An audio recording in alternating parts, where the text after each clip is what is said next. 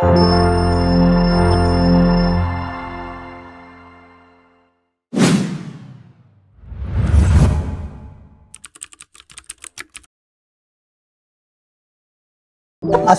warahmatullahi wabarakatuh. Halo teman-teman semua, gimana nih kabarnya? Semoga senantiasa dalam keadaan sehat ya. Nah, dalam video Dikses kali ini, saya akan membahas mengenai materi tentang bagaimana sih caranya menganalisis laporan keuangan. Sebelumnya, teman-teman apakah udah tahu atau belum apa itu analisis laporan keuangan? Kalau belum tahu, aku jelasin ya. Jadi, analisis laporan keuangan itu merupakan suatu metode atau teknik yang digunakan untuk melakukan pemeriksaan secara menyeluruh terhadap laporan keuangan di suatu perusahaan. Nah, selanjutnya bagaimana sih cara menganalisis laporan keuangan itu?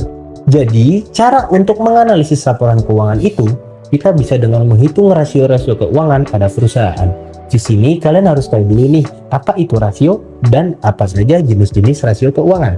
Sebelum kita lanjut ke pembahasan, saya akan menjelaskan terlebih dahulu tujuan dari pembelajaran materi pada video kali ini. Yang pertama, yaitu mahasiswa diharapkan mengerti apa itu definisi dari rasio keuangan.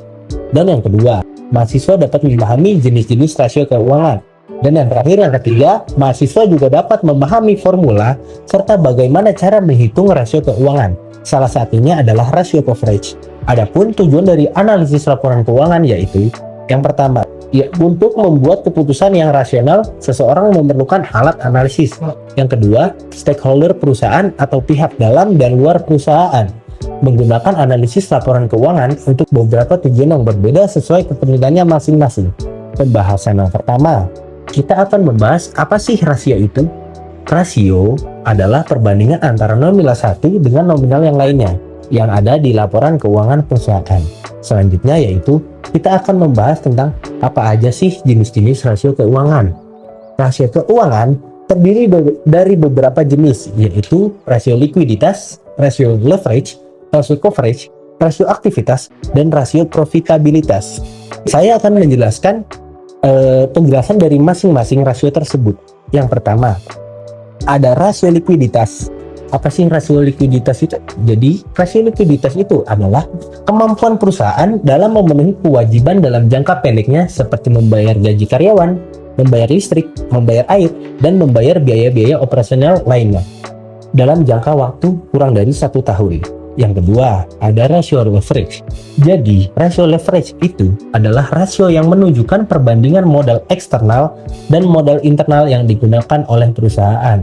Yang ketiga, ada rasio coverage. Rasio coverage itu rasio yang menunjukkan kemampuan perusahaan untuk membayar bunga. Dan yang keempat, ada rasio aktivitas. Adalah rasio yang mengetahui seberapa besar kemampuan perusahaan dalam menghasilkan penjualan, persediaan, dan lainnya.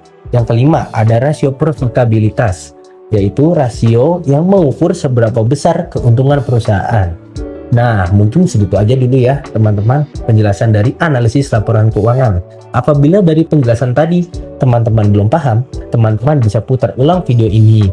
Dan kalau teman-teman ingin tahu cara mengerjakan studi kasus analisis laporan keuangan rasio coverage, teman-teman bisa akses di akun TikTok kami di Himasi UTY. Sekian dari saya, apabila ada kesalahan dan kekeliruan, saya mohon maaf. Semoga materi yang telah dijelaskan saya tadi dapat bermanfaat untuk kita semua.